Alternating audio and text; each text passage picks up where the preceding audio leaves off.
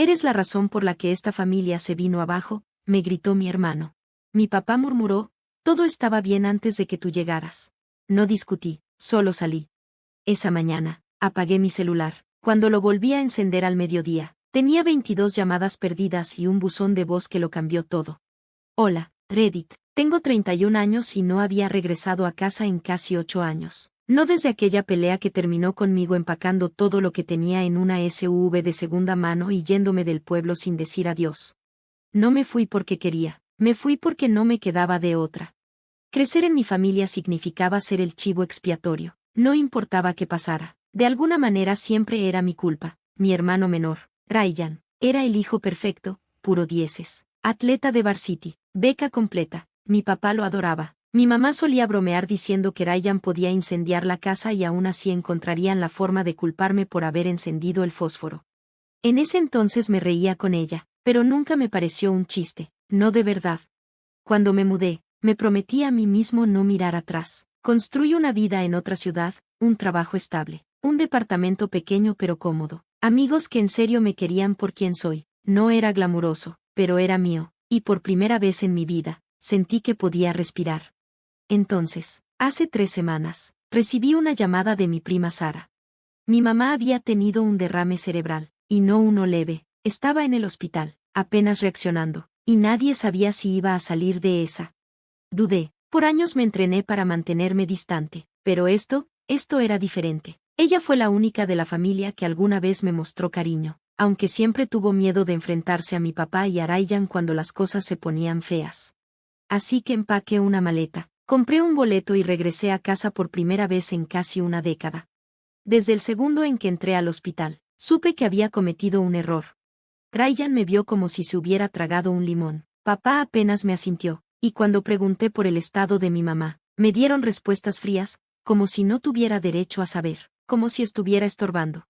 Durante los siguientes días, estuve entrando y saliendo del cuarto de hospital. Mamá no reaccionaba, pero estaba estable. Me sentaba con ella, le tomaba la mano, le hablaba de tonterías, por si acaso podía escucharme, pero la tensión con mi familia empeoraba por hora.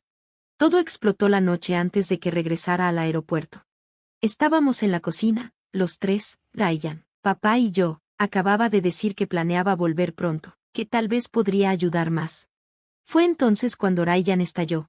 Tú eres la razón por la que esta familia se desmoronó, dijo, estrellando una botella de cerveza en la barra. Apareces después de tantos años y actúas como si te importara. ¿Dónde estabas cuando mamá necesitaba ayuda con papá? ¿Dónde estabas cuando tratábamos de mantener todo en pie? Me quedé pasmado, abrí la boca para responder. Pero entonces papá, que no había dicho casi nada en toda la semana, habló con voz ronca. Las cosas estaban mejor antes de que volvieras. ¿Mejor? ¿Cuándo no estaba? Algo dentro de mí se rompió. Los miré a ambos. Estas eran las personas por las que solía llorar, las personas que me esforzaba tanto en impresionar, y ahora lo único que sentía era cansancio. No tenía caso defenderme, ni explicar cómo me empujaron a irme y nunca se molestaron en buscarme. No tenía caso desenterrar el pasado solo para que lo descartaran otra vez. Así que no discutí. Tomé mi maleta, salí de la casa y no volví la vista atrás. Manejé hasta un motel cerca del aeropuerto, cerré la puerta con seguro y apagué mi celular. No quería escuchar más acusaciones, más manipulación emocional, más recordatorios de lo poco que siempre les importé. A la mañana siguiente, desperté pasadas las 10, me di una ducha larga, pensé qué hacer, mi vuelo salía en la tarde, parte de mí quería cambiarlo, irme antes y olvidarme de todo esto. Ni siquiera quería volver al hospital, sabía que Ryan y papá estarían ahí, y no tenía ganas de otra confrontación. Al mediodía, encendí el celular. Había 22 llamadas perdidas, la mayoría de Ryan, unas cuantas de papá, una de Sara, y un solo buzón de voz. Era de Sara, su voz temblaba, dijo que hubo una emergencia, que algo había pasado en el hospital y que tenía que llamarle de inmediato.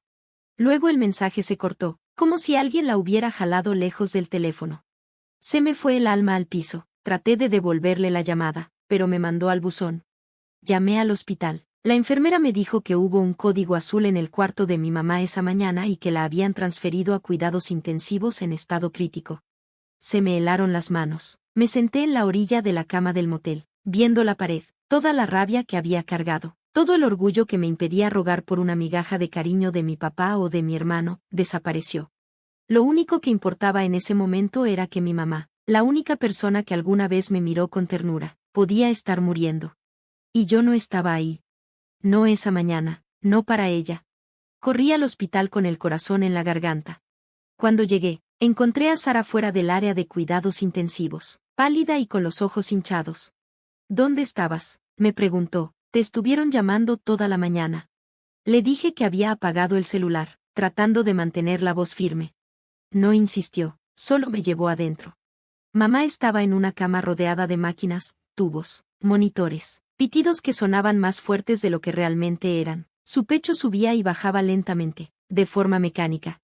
El doctor dijo que no sabían si volvería a despertar, que el derrame había empeorado y su cerebro estaba inflamado. Las siguientes 24 horas serían críticas. Me senté junto a ella, entumecido. Le tomé la mano otra vez, pero esta vez no dije nada. Después de un rato, vi a Ryan a través del cristal. No entró, solo se quedó parado ahí, con los brazos cruzados, como si no supiera si quería gritar o llorar. Luego papá se paró detrás de él. Y por un momento, los tres estábamos congelados en ese triángulo extraño de dolor, arrepentimiento y silencio. Ellos no entraron, yo no salí. Y por primera vez en años, entendí lo rotos que estábamos, no por una sola persona, no por mí, sino porque ninguno de nosotros supo cómo dejar de herir a los demás el tiempo suficiente para hablar. Esa noche, Sara me entregó algo. Era una carta. Me dijo, mamá la escribió hace una semana, antes del segundo derrame. Me pidió que te la diera si algo llegaba a pasar. La sostuve sin abrirla, con miedo a lo que pudiera decir, con miedo de que fuera un adiós.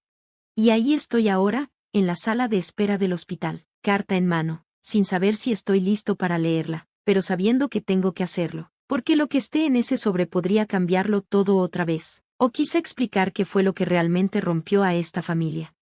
Miré el sobre largo rato. El hospital ahora estaba en silencio, ese tipo de silencio que te envuelve y no te suelta.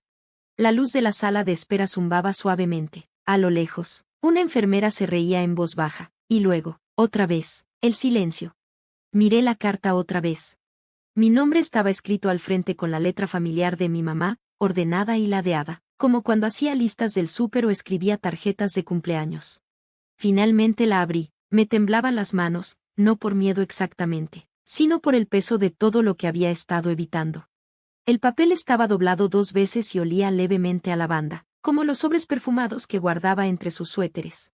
Mi dulce niño, si estás leyendo esto, algo pasó, y lamento tanto que así sea. Espero seguir aquí, espero poder mirarte a los ojos y decirte todo lo que nunca fui lo suficientemente valiente para decir, pero si no puedo, si ya no estoy, entonces mereces conocer la verdad, no la versión que te impusieron toda tu vida. Nunca te protegí como debía. Eras solo un niño cuando empecé a notar las grietas en tu papá, la forma en que ignoraba tus logros, cómo favorecía a Ryan. Al principio me decía que no era grave, que así era él, pero con los años, vi cómo te lastimaba, cómo te fue endureciendo. Tú empezaste a alejarte, y yo lo permití. Me quedé quieta, paralizada por el miedo, por la culpa, convenciéndome de que no podía agitar las aguas, que si lo hacía, todo se desmoronaría. Pero la verdad es que todo ya estaba roto. Tú solo fuiste el único lo suficientemente valiente para alejarte de los escombros. Quiero que sepas que nunca fue tu culpa. Ni cuando Ryan rompió esa ventana y te culpó. Ni cuando tu padre te gritó por cosas que no hiciste. Ni cuando te fuiste pensando que la distancia detendría el dolor. Nada de eso fue tu culpa. Y lamento no habértelo dicho antes. Te he amado todos los días de tu vida. Incluso cuando no lo demostré bien. Incluso cuando dejé que el miedo hablara más fuerte que el amor. Si pudiera regresar el tiempo, lo haría. Alzaría la voz. Te protegería. Dejaría de disculparme con las personas equivocadas. Por favor, ya no cargues con el dolor de esta familia. Con amor. Mamá. Me quedé congelado, con la carta en las piernas. Tenía un nudo en la garganta, el pecho apretado. Por años, estuve esperando algo así, algún reconocimiento de que no lo imaginé todo. De que el peso que llevaba no era solo mío. Y ahí estaba, una hoja doblada, silenciosa, con la redención que llegó demasiado tarde para arreglar algo, pero quizá no tan tarde como para sanar una parte de mí. Me levanté despacio y caminé hacia la UCI. Ryan seguía ahí, ahora sentado afuera del cuarto de mamá, con los codos en las rodillas, los ojos rojos. No me miró cuando me acerqué. Me senté a su lado, la carta aún en la mano. Nos quedamos en silencio un rato. Me escribió una carta, dije por fin. Él me miró entonces. Su expresión no era de enojo, ni siquiera de amargura, solo se veía cansado. Creo que nos escribió algo a todos, dijo. No respondí, no de inmediato. ¿De verdad crees que destruya la familia? Pregunté en voz baja, sin mirarlo. Ryan suspiró, se frotó la cara con ambas manos y se recargó en la silla. Estaba enojado, supongo que aún lo estoy, pero no creo que hayas sido tú. Creo que solo eras el más fácil de culpar cuando todo se puso difícil. Papá, él necesitaba un villano, y tú no estabas para defenderte, así que yo seguí su ejemplo. Sí, dije, lo hiciste. Hubo una larga pausa entre nosotros, llena de todo lo que no dijimos, recuerdos de la infancia, años de silencio, todas las cosas feas que enterramos. Lo miré, se veía más viejo de lo que recordaba, cansado de una forma que no tiene nada que ver con dormir. Se está muriendo, dije. Él asintió, lo sé. Quise gritar, llorar, pegarle a una pared. Pero en vez de eso, solo dije, no vamos a arreglar todo en un día, pero quizá podamos dejar de empeorarlo. Ryan no respondió, pero tampoco se fue. Esa noche, ambos nos sentamos a los lados de la cama de mamá. Nunca despertó. Falleció poco después de la medianoche. Tranquila, dijeron en voz baja, como el cierre de un libro tras el último capítulo. El funeral fue pequeño, solo familia y algunos amigos cercanos. Yo di el discurso, se me quebró la voz a la mitad, pero lo terminé. Después, la gente se me acercó, algunos sorprendidos de que estuviera ahí. Algunos dieron el pésame, algunos solo ofrecieron un gesto torpe y nada más. Papá no dijo nada en todo el día, ni a mí, ni siquiera cuando me acerqué al ataúd, solo me miró con esa expresión vacía que usaba cuando no sabía qué decir. Pero cuando me di la vuelta para irme, lo escuché murmurar detrás de mí. Ella te quería, ¿sabes? Me detuve, me giré, él aún no me miraba a los ojos. Lo sé, respondí, y me fui. Unas semanas después, ya estaba de regreso en mi departamento.